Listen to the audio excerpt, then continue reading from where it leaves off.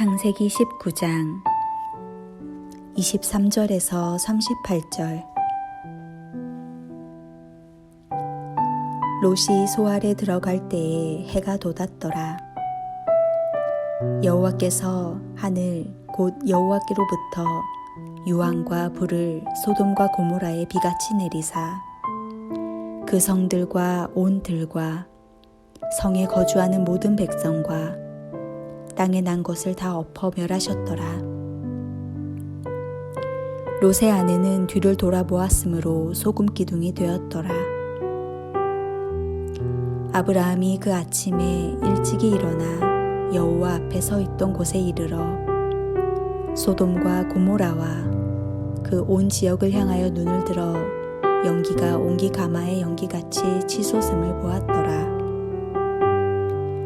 하나님이 그 지역의 성을 멸하실 때, 곧 롯이 거주하는 성을 엎으실 때에 하나님이 아브라함을 생각하사 롯을 그 엎으시는 중에서 내보내셨더라.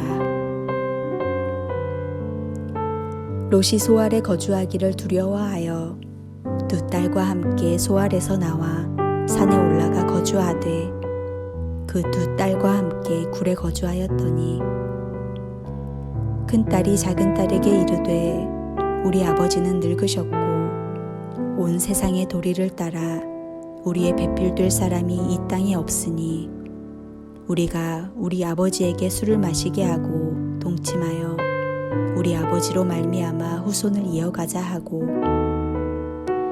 그 밤에 그들이 아버지에게 술을 마시게 하고 큰 딸이 들어가서 그 아버지와 동침하니라. 그러나 그 아버지는 그 딸이 눕고 일어나는 것을 깨닫지 못하였더라. 이튿날 큰 딸이 작은 딸에게 이르되 어젯밤에는 내가 우리 아버지와 동침하였으니 오늘 밤에도 우리가 아버지에게 술을 마시게 하고 내가 들어가 동침하고 우리가 아버지로 말미암아 후손을 이어가자 하고 그 밤에도 그들이 아버지에게 술을 마시게 하고 작은 딸이 일어나 아버지와 동침하니라. 그러나 아버지는 그 딸이 눕고 일어나는 것을 깨닫지 못하였더라. 롯의 두 딸이 아버지로 말미암아 임신하고 큰 딸은 아들을 낳아 이름을 모압이라 하였으니 오늘날 모압의 조상이요 작은 딸도 아들을 낳아 이름을 베남미라 하였으니 오늘날 암몬 자손의 조상이었더라.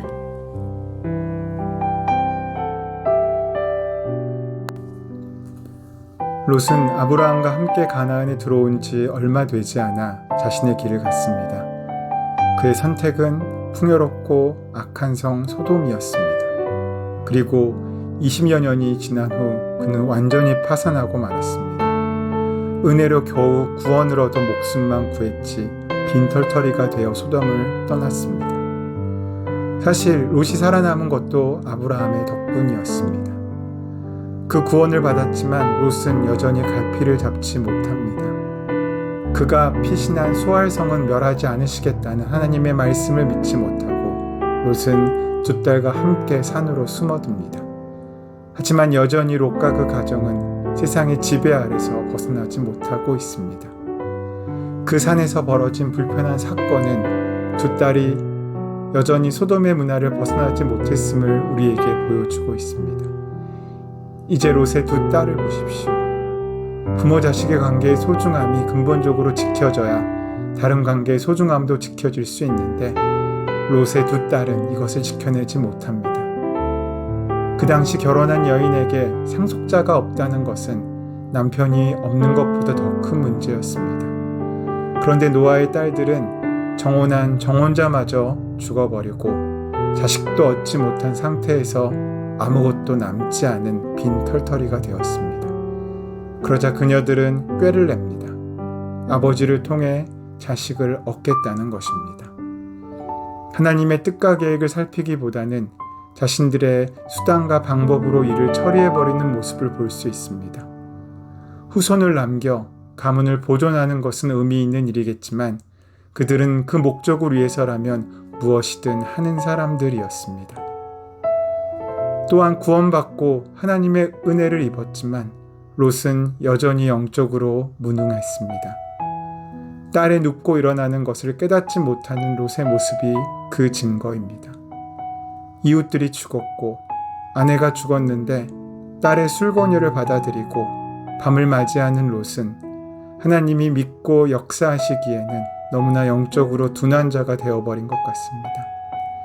롯의 두 딸이 선택한 방법은 그들이 보기에는 현명한 방법처럼 보였습니다. 그러나 그 자리에 하나님이 역사하시기에는 너무나 힘들고 어려운 방법이었습니다. 롯의 아들인지 손자인지는 모르지만 새롭게 태어난 아이들을 통하여 종족이 보존되기는 했지만 롯의 가정은 그만 참담해져 버렸습니다. 그렇게 태어난 두 아들 암몬과 모압은 장차 이스라엘을 끊임없이 괴롭히는 나라의 조상이 됩니다.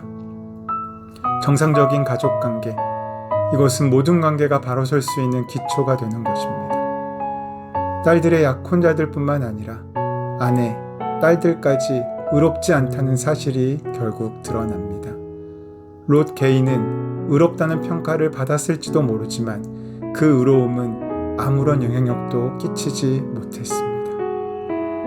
우리도 롯처럼 하나님의 인도하심에 관한 고려 없이 화려하고 풍요로운 삶만 선택할 때 우리는 값싼 영적인 진리 가운데 버림받을 수 있는 존재임을 기억해야 합니다. 도시의 탐욕적이고 오만한 문화에 진저리를 치며 전원을 향해서라도 하나님과 무관한 선택을 했다면 그의 본질은 우리와 다를 것이 없습니다.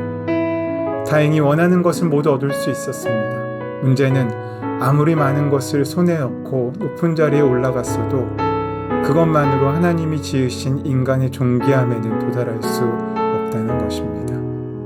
많은 소유와 명성은 한순간에 흩어지고 사라지면 나와는 아무 상관도 없는 것들입니다. 주님의 나라만이 영원합니다. 주님과 동행하며 공의와 사랑으로 복의 통로가 될 때 우리는 주님의 영혼에 참여하는 하나님의 형상이 되는 것입니다. 여기서 우리는 롯이 하나님의 뜻을 믿고 참고 기다림으로 이삭을 얻은 아브라함과 다르다는 것을 발견할 수 있습니다. 아브라함의 가정에 하나님께서 이삭이라는 믿음의 자손을 일궈내는 방식과 롯의 두 딸들이 아버지를 통해서 종족을 보존하는 방식은 너무나 큰 차이가 있음을 발견할 수 있습니다. 하나님께서는 아브라함 가정을 택하셔서 사라의 태가 끊어진 가운데도 후손을 이룰 시도를 하십니다. 그런데 롯의 두 딸들은 생각하기도 힘든 어려운 방법으로 종족을 보존하고 있는 것입니다. 그것도 인륜을 저버린 방법을 통해서 말입니다. 아마도 소돔의 방식이 아니었나 싶습니다. 롯과 그 가정은 하나님의 계획에는 도무지 관심이 없었습니다. 하나님이 아브라함과 그의 가정을 통해서 역사하실 수 있었습니다. 왜 그렇습니까? 하나님을 믿고 순종했기 때문입니다. 그런데 롯의 가족을 통해서 하나님께서는 일하실 수 없으셨습니다. 그들에게는 하나님의 말씀을 믿고 기다리며 따를 믿음이 없었기 때문입니다. 하나님께서는 하나님의 말씀을 믿고 의지하는 사람이 있을 때 그 사람을 통하여 하나님의 역사를 이루십니다. 인간들을 향하신 깊으신 경륜 속에 믿는 사람이 한 사람만 있어 줌으로써 하나님은 하나님의 역사를 이루실 수 있는 것입니다. 소돔은 하나님의 말씀을 믿고 순종할 만한 의인이 없었을 만큼 저급한 문화가 만연한 곳이었습니다. 타락한 도시인 소돔성의 문화는 그 안에 사는 모든 사람들을 죄악에 물들게 했습니다. 사실 롯은 소돔성이 멸망할 때 함께 죽었어야 했습니다. 롯과 그 식구들 또한 예외가 아닙니다. 롯은 아브라함과 함께 살며 신앙을 유지할 때와는 달리 죄악의 문화를 인정하고 수용했습니다.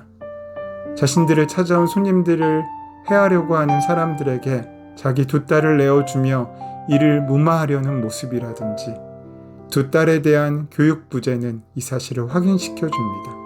그러나 아브라함의 간절한 중보 기도로 롯은 구원을 얻습니다. 29절 말씀입니다. 하나님이 그 지역의 성을 멸하실 때, 곧 롯이 거주하는 성을 엎으실 때 하나님이 아브라함을 생각하사 롯을 그 엎으시는 중에서 내보내셨도다. 하나님께서 아브라함을 생각하셨다라고 말씀하고 있습니다. 그래서 롯을 구해내셨다는 것입니다. 아브라함은 지켜야 할 것을 지키고 바꿔야 할 것을 바꾸며 의와 거룩한 삶을 행한 사람이었습니다. 하나님께서는 우리 한 사람의 기도를 이루시기 위하여 누군가를 살리실 수 있습니다. 그래서 우리도 아브라함처럼 귀한 믿음의 삶을 살면서 누군가를 살리기 위한 기도를 귀하게 감당해야 할 것입니다.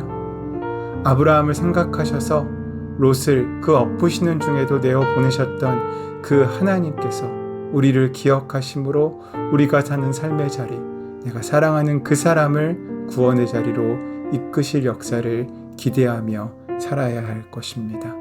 그 귀한 은혜가 이루어지는 오늘 하루 되시기를 소원하고 축원합니다. 우리의 삶을 인도하신 하나님, 우리가 세상의 화려함에 이끌려 다니지 않게 하여 주셨고 눈을 들어 하나님 나라의 영원한 가치들을 추구하는 백성이 되게 하여 주시옵소서.